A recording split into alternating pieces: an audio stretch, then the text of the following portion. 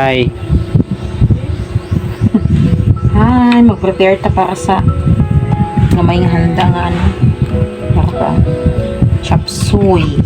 Happy Mother's Day sa tanan. Sa tanan yung mga mothers. Happy Mother's Day.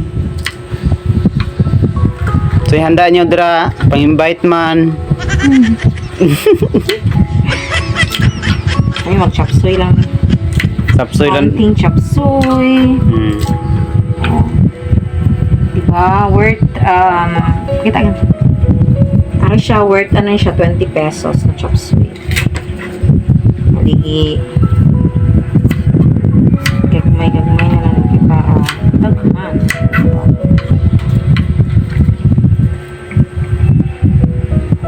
Tapos, palitan ng sang itlog. Sold na ang chupsoy.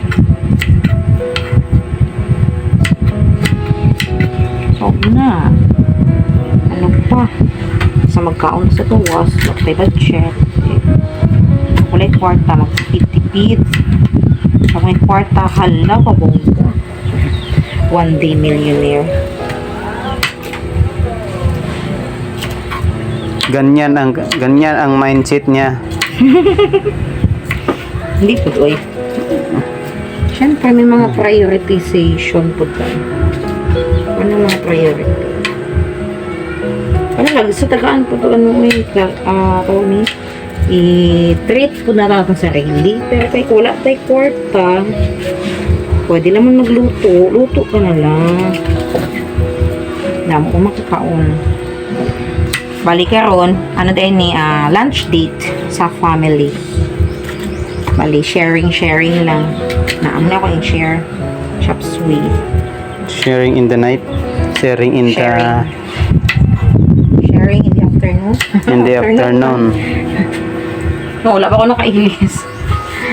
Hali nagsimba na malengke. Then after, pagkabos pa may, balay. Ano ba yun?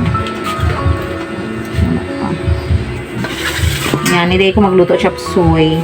Gina-separate ang tanan.